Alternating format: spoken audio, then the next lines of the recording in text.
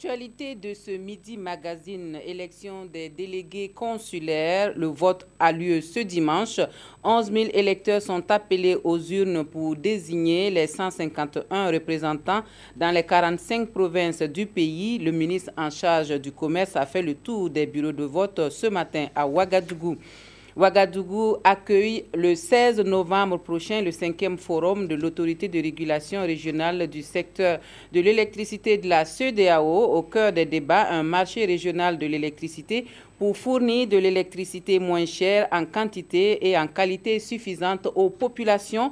Pour en parler, nous recevons sur notre plateau le professeur Honoré Bogler. Il est le président de l'autorité de régulation régionale du secteur de l'électricité de la CEDEAO. Bonjour, professeur. Bienvenue sur le plateau du Midi Magazine. Bonjour à tous et bienvenue pour les actualités de la mi-journée de ce dimanche sur la télévision du Burkina de l'Appétit si vous êtes à table. C'est donc aujourd'hui qu'a lieu le vote consulaire pour le renouvellement de la Chambre de commerce. 11 000 électeurs sont appelés aux urnes pour désigner 151 délégués consulaires pour l'ensemble des 45 provinces du Burkina Faso. 61 bureaux de vote sont ouverts à cette occasion, dont 11 à Ouagadougou. Le ministre en charge du commerce a fait la tournée des bureaux de vote de la capitale ce matin. Siedi Larehien, Nyarki Teda. Ce n'est pas la grande affluence, certes, mais ce sont des élections de tous les enjeux pour les acteurs du monde des affaires. Il faut mettre un terme à 2 ans de délégation spéciale au niveau de la Chambre de commerce et d'industrie et surtout rompre avec les vieilles habitudes afin d'installer un véritable parlement économique au Burkina. C'est un ouf de soulagement. Et moi, je pense que là, on rentre dans la transparence et il n'y a plus de manipulation. Donc moi, je n'avais jamais voté. C'est la première fois que je vote. Et je pense que, bon, si je suis arrivé là, c'est qu'il y a beaucoup de transparence. Bon, ce vote représente pour moi un nouveau changement, une nouvelle ère dans l'espace des activités commerciales au Burkina Faso. 61 bureaux de vote sont ouverts dans les 45 chefs-lieux de province, dont 11 à Ouagadougou.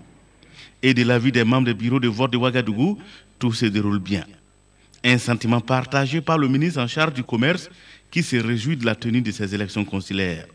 Il y a un bel engagement des opérateurs économiques à avoir leur chambre de commerce maintenant. L'engagement fort est pris par les opérateurs économiques d'avoir leur chambre. Une chambre qui sera donc issue des votes libres, des votes inclusifs, j'allais dire élections qu'on n'a pas encore connues depuis l'avènement de cette chambre de commerce. Ces élections consulaires se présentent comme une consécration des concertations ouvertes avec les acteurs de tous bords, car ce n'était pas évident. C'est vrai, il y a eu beaucoup de remous là-dessus, il y a eu beaucoup de contestations, mais on a pris le soin quand même d'expliquer un peu le processus à l'ensemble de ces acteurs. Nous pouvons dire qu'aujourd'hui, avec ce que nous voyons sur le terrain, que les choses sont en train d'aller dans le bon sens. Ils sont 11 545 électeurs issus du commerce, services et de l'industrie, appelés à désigner 151 membres venant des 45 provinces contre 123 des 11 provinces pour l'ancienne équipe. Le débat était très animé hier au Centre pour la gouvernance démocratique à Ouagadougou. Le sujet au cœur de ce dialogue démocratique initié par la coalition d'Italiens et le CGD. Que reste-t-il de l'esprit de l'insurrection populaire des 30 et 31 octobre 2014? Daouda Ouattara et Tanga Kafando ont suivi les échanges pour nous. Place à la réflexion pour sauvegarder les acquis de l'insurrection populaire des 30 et 31 octobre 2014. Des causes de l'insurrection à la gestion du pouvoir par les dirigeants actuels en passant par celle de la transition, rien n'a été occulté. Oui, je fais des reproches.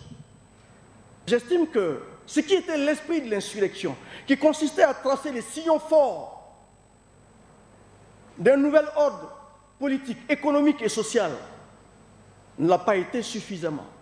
Pendant que la future constitution est en gestation, les panélistes trouvent qu'elle doit intégrer les réformes nécessaires afin de refléter la société burkinabé. Nous avons des réalités au Burkina Faso que l'insurrection et le coup d'État ont mis en évidence et que nous devons travailler à constitutionnaliser. Nous avons par exemple la question de la républicanisation de la chefferie traditionnelle. Comment faire pour que ces forces qui jouent un rôle d'intermédiation dans notre société puissent valoriser la République sans nous apporter les éléments rétrogrades qui existent dans certaines de nos traditions. Le panel a été organisé par la coalition d'Itaniens, un regroupement de plusieurs OSC, dont le Ballet citoyen. Au-delà donc des commémorations que nous avons eues il y a 2 semaines, il faut réfléchir sur ce qui nous a amené à cette insurrection-là et réfléchir sur comment nous devons pérenniser l'esprit de cette insurrection pour que le peuple qui est sorti les 30 et 31 ait donc la société dont il a rêvé. Et pour ça, bien sûr, on peut revendiquer, bien sûr, on peut se plaindre, mais rien ne remplace donc la réflexion. La sobre cérémonie qui a précédé le début des travaux a eu comme invité de marque le président de la transition, Michel Kafando, ovationné pendant longtemps lors de son intervention. Nous nous rendons à Boulsa où la journée mondiale de la santé a été célébrée en différé hier au Burkina Faso. La commémoration a consisté à sensibiliser les populations et à préconiser de meilleurs soins aux personnes souffrant de problèmes de santé mentale. Le concours de l'Association pour le développement intégré GES-Beogo est à saluer dans l'organisation de cette journée. Yacouba Gamene, Dimitri Badini avec la voix de Nyarkite Da. Ayons un regard positif sur les malades mentaux qui sont nos frères et sœurs. C'est sur ce thème que la province du Namentenga a commémoré la Journée mondiale de la santé mentale. Pour la circonstance, autorités administratives, chefs coutumiers, religieux et associations se sont impliqués pour la réussite de l'événement. C'est une initiative qui est venue d'une association. Il était de notre devoir de l'accompagner dans ce qu'elle fait, dans la mesure où elle agit en faveur des populations. Et cela permet vraiment de prendre en compte ces couches-là. Toujours marginalisées, ces personnes communément appelées fous ou folles bénéficient d'une attention particulière ce jour-là et sont ici rasées et vêtues d'habits propres. Et pour l'occasion, les populations de Boulsa dans leur ensemble sont sorties pour communier avec ces personnes souffrant de maladies mentales. J'ai la conviction qu'avec beaucoup de solidarité, avec des approches au sein des familles, dans la société, la plupart d'entre eux peuvent guérir de ce mal-là et être productifs et aider au développement de la province et au développement du Burkina Faso. À cette même occasion, l'Organisation catholique pour le développement et la solidarité au CADES, la Société d'accompagnement pour l'autopromotion et le développement SAPAT et d'autres partenaires ont remis des médicaments aux malades mentaux.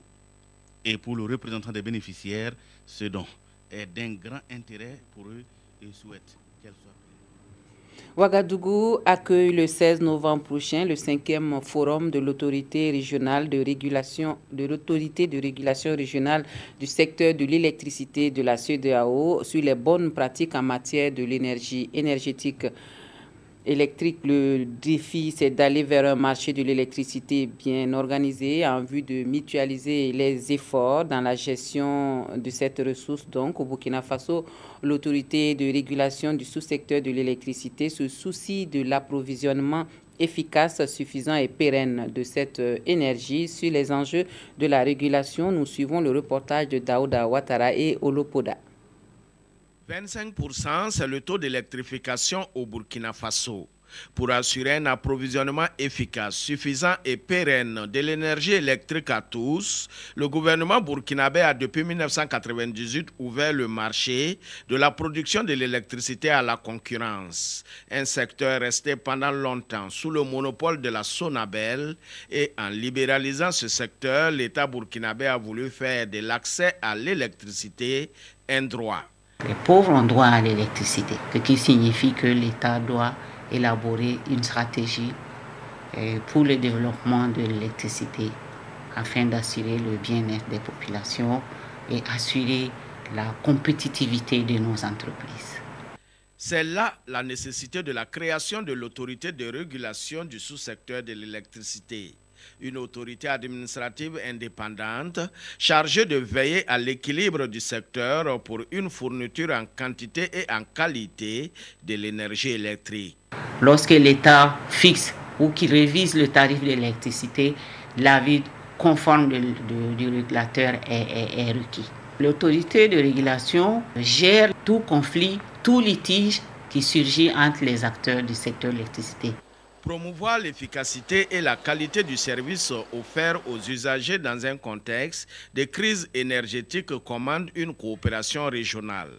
Et l'AREC, l'autorité régionale du secteur de l'électricité de la CEDEAO, s'inscrit dans cette dynamique d'instauration d'un environnement institutionnel et juridique cohérent. L'ambition est de favoriser le développement d'un marché régional de l'électricité moins cher, unifié et prospère au profit des populations. Voilà, donc la question d'accès à l'énergie électrique est une réelle préoccupation en Afrique de l'Ouest. Malgré la richesse des ressources énergétiques primaires dans cette partie du continent, les États de la CEDEAO travaillent en tout cas depuis quelques années à trouver des réponses à la situation et cela passe par la mutualisation des efforts à travers des interconnexions énergétiques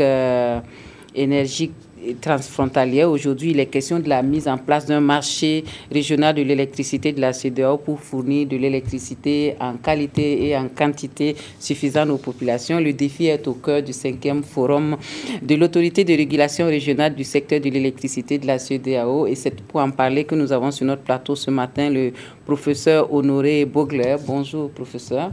Bonjour, madame. Vous êtes donc le président de l'autorité de régulation régionale du secteur de l'électricité de la CEDEAO.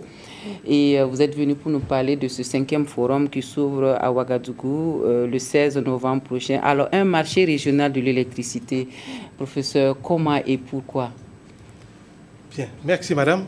Permettez-moi, avant de répondre à votre question, de manifester ma gratitude aux autorités du Burkina Faso, y compris celles qui dirigent la télévision, pour m'avoir permis de m'exprimer devant sur votre chaîne et surtout pour avoir accepté d'abriter le 5e forum sur la régulation régionale. Ce 5e forum a connu quelques difficultés. Il était déjà prévu depuis 2014 et des vicissitudes. Entre-temps, la maladie Ebola est passée par là. Certaines difficultés ont fait qu'on n'a pas pu les tenir. Le Burkina avait déjà exprimé à son temps son désir d'abriter le forum et aujourd'hui, ce sera chose faite pour mon plus grand plaisir.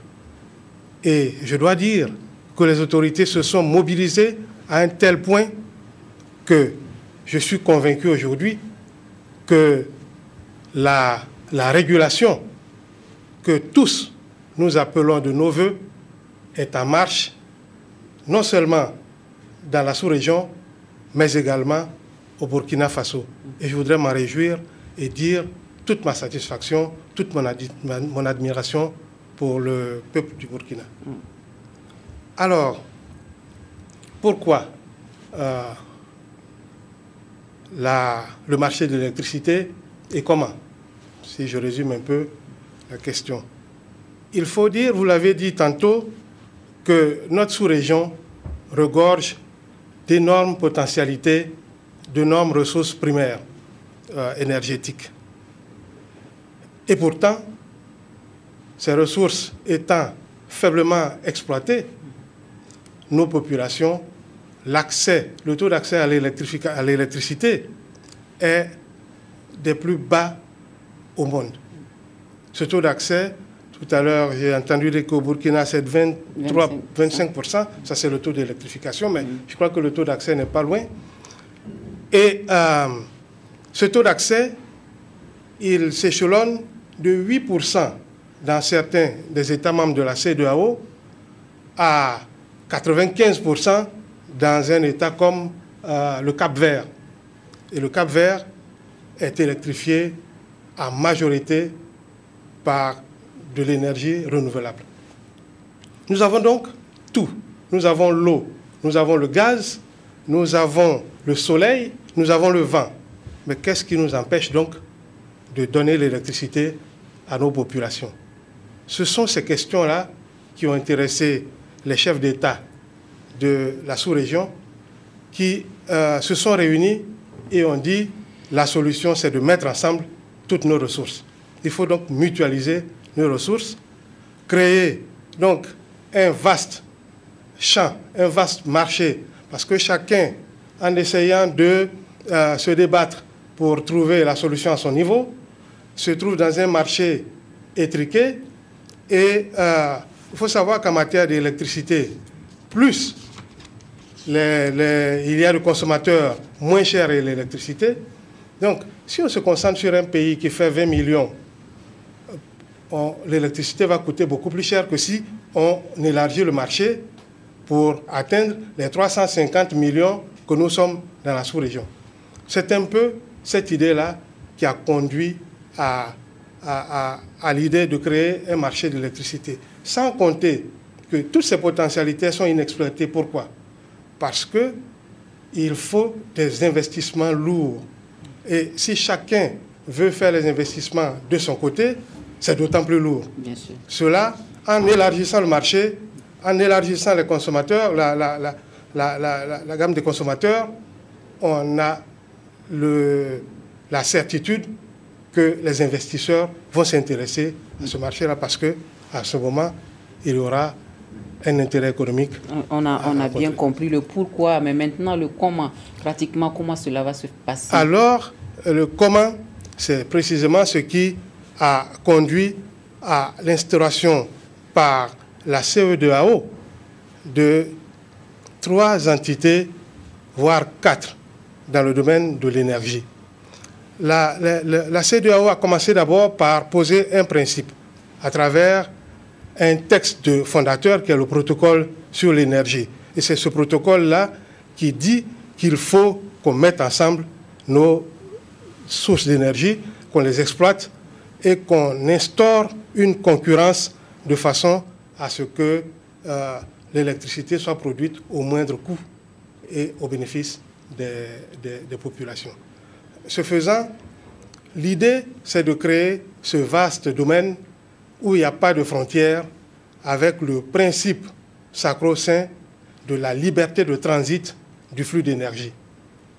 On peut, en étant au Burkina, décider d'acheter son électricité au Nigeria ou au Ghana ou en Côte d'Ivoire, dès lors que les infrastructures de transport le permettront et dès lors que les infrastructures de production auront été développées pour mettre à disposition l'énergie de l'endroit où on les produit vers l'endroit où on les consomme. Alors, j'imagine que pour mettre en place un tel projet, il faut beaucoup d'harmonisation dans les textes. Exact. Et comment cela va se passer? Alors, c'est pour cela que dans ce forum, nous avons prévu 4 sessions. La première session, précisément, traitera de la question d'harmonisation des règles et des législations dans nos différents États. Parce qu'un marché régional ne peut être viable, ne peut fonctionner que si les principes qui gouvernent ce marché se retrouvent au niveau national, de façon à ce qu'on parle tous le même langage et que les règles, également les règles techniques, soient harmonisées et permettent donc le transit du flux d'un endroit à l'autre à travers les interconnexions. Et quand on tient compte, professeur, de la disparité entre les marchés nationaux, est-ce que tout le monde va trouver son compte dans ce vaste marché-là?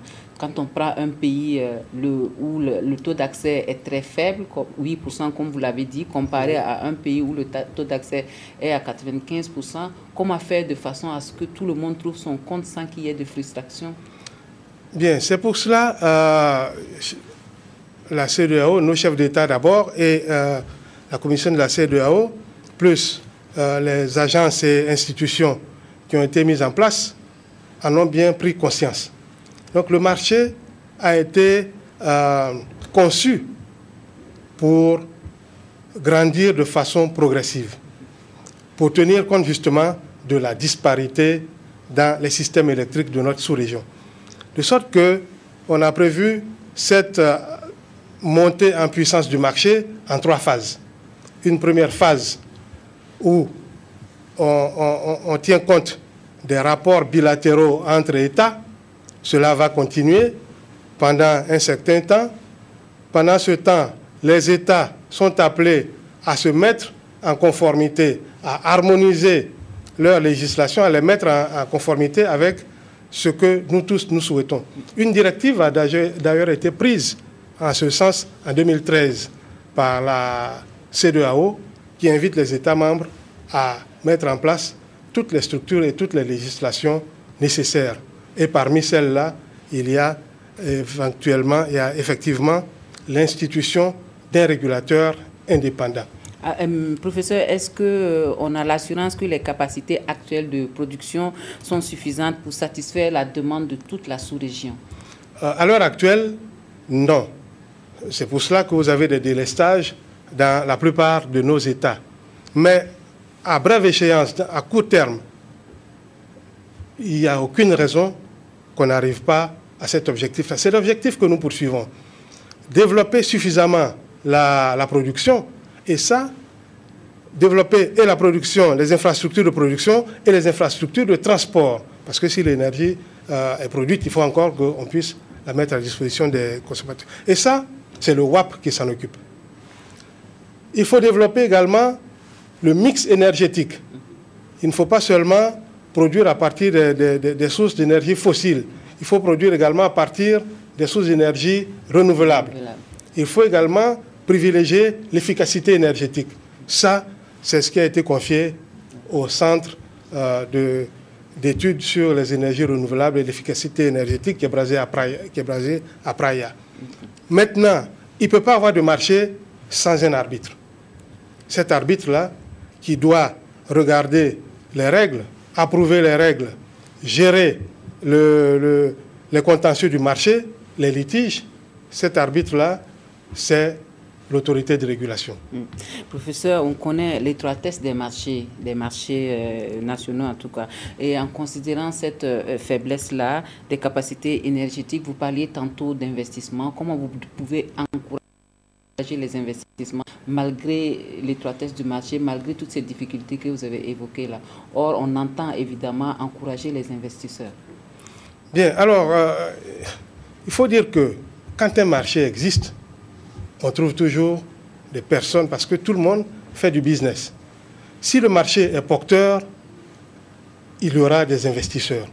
Le rôle du régulateur, précisément, les régulateurs nationaux et du régulateur régional, c'est vraiment de mettre en place les règles de gouvernance qui permettent que, quand l'investisseur vient, il pourra, à travers les tarifs de l'électricité, récupérer son investissement et se faire un retour sur investissement et se faire même une marge. Et le rôle du régulateur, c'est justement de mettre en place toutes les conditions économiques favorables au développement des infrastructures à travers la surveillance des tarifs, à travers la surveillance de la concurrence. Alors, le forum a lieu le 16 novembre. Est-ce que vous pouvez nous rappeler un peu le programme de cette rencontre? Bien, le forum a lieu le 16 novembre. C'est l'événement majeur de 3 journées d'activité, puisque le forum sera précédé d'une réunion des comités consultatifs pendant 2 jours. Alors, en ce qui concerne le forum, nous invitons des régulateurs, bien sûr, les régulateurs de la sous-région, les opérateurs, des universitaires, les partenaires de développement, il y a également les financiers, pour que, ensemble, nous réfléchissions sur les moyens de faire avancer les choses le plus rapidement possible. Et ce forum, on va profiter de cette occasion pour revenir un peu sur ces questions d'harmonisation. Ce sera le thème de la première session. Ensuite, on parlera de la gouvernance réglementaire, c'est-à-dire le rôle qu'il convient de donner aux régulateurs et aux régulateurs nationaux et aux régulateurs régionaux, sans oublier le sort qu'il faut faire aux consommateurs qui n'ont pas, des consommateurs vulnérables en quelque sorte. Ils sont pris en compte également. On parlera du développement des infrastructures, on parlera de solutions innovantes pour développer les énergies renouvelables. Dernière question, professeur. Qu'est-ce que vous attendez exactement de ce forum? De ce forum, nous attendons d'abord la prise de conscience par tous de la nécessité d'aller au marché régional, parce que c'est ce marché-là qui est notre bouée de sauvetage, qui est la voie de notre salut. Seul, chacun dans son pays, on ne peut pas réussir. Tous ensemble, nous serons plus forts. Merci, professeur Honoré Bogler, d'être venu sur notre plateau pour nous parler du 5e forum donc, de l'autorité de régulation régionale de l'électricité de la CEDEAO, un forum qui aura lieu le 16 novembre prochain à Ouagadougou. Vous restez avec nous pour la suite de notre journal. À l'Assemblée nationale, on se préoccupe du bien-être des populations. En témoigne cette interpellation du gouvernement le 4 novembre dernier sur la question du travail des enfants dans les sites d'or artisanaux, et cela après l'enquête parlementaire sur la gestion des titres miniers et la responsabilité sociale des entreprises minières. Dramane Dadian revient sur cette préoccupation de la représentation nationale dans le dossier qu'il nous propose aujourd'hui. Les sites d'or artisanaux, lieu de convergence de nombreux Burkinabés. L'activité devient au fil du temps l'espoir de certains jeunes, parmi eux des enfants. Je suis à la recherche de l'or pour subvenir aux besoins de ma famille. J'ai appris que l'orpaillage est interdit aux enfants, mais c'est mon seul refuge. Je suis venu pour chercher l'argent pour aller. Alphonse, 15 ans, élève en classe de 5e. Il hésite entre l'école et l'orpaillage après avoir fait un tour sur ce site. Et ils sont de plus en plus nombreux, ces élèves qui passent le plus clair de leur temps à la recherche du filon jaune. Constat fait par les membres de la commission d'enquête parlementaire sur la gestion des titres miniers et la responsabilité sociale des entreprises minières. L'administration a véritablement confessé son impuissance à réguler et à organiser l'orpaillage, qui, dans un des faits, je vais vous rappeler que ça touche plus d'1 million de personnes. On y retrouve des enfants qui travaillent. Ça aussi, c'est ce qui frappe sur les sites d'orpaillage. Bon, on nous raconte une anecdote pour dire que on retrouve des élèves en pleine année scolaire. Ça veut dire qu'ils ne sont pas en classe et que ils pourraient même être coachés par leur enseignant qui a quelques trous aussi d'or. Et puis voilà. Donc tout le monde, c'est la ruée vers l'or, tout le monde cherche l'or. Après la publication de ce rapport inquiétant, la représentation nationale, dans son rôle de contrôle de l'action gouvernementale, monte au créneau. Le ministre de la Justice est appelé le 4 novembre dernier à l'hémicycle pour répondre à 2 questions orales, dont le travail des enfants dans les sites d'or à exploitation artisanale. Lors du dernier passage à l'examen périodique universel en avril 2013, des recommandations relatives à la prévention et à la lutte contre les pires formes de travail des enfants sur les sites d'orpaillage et des carrières artisanales ont été formulées à l'adresse de l'État burkinabé. Monsieur le ministre, pouvez-vous expliquer à la représentation les mesures prises par le gouvernement pour mettre fin aux pires formes de travail des enfants sur les sites d'orpaillage? Et lorsque la sensibilisation ne marche pas, on est obligé de passer à la phase de répression. Et dans ce cadre-là, il est mis en place l'Office national de la sécurisation des sites, ONASIM, qui est une force hybride opérationnelle composée de policiers, de gendarmes et de militaires. Leur mission, contrôler l'application de la réglementation sur les sites d'orpaillage. Et tout employeur d'enfants sur ces lieux, dixit le ministre Bagoro, se verra appliquer la loi dans toute sa rigueur, à savoir une amende de 5 à 25 millions de francs CFA et d'un emprisonnement de 2 à 5 ans. Voilà, on s'arrête ici pour l'actualité pour le Midi Magazine de ce dimanche. Merci de nous avoir suivis. Toute l'équipe du 13h se joint à moi pour vous souhaiter à tous et à toutes une excellente journée dominicale. À bientôt.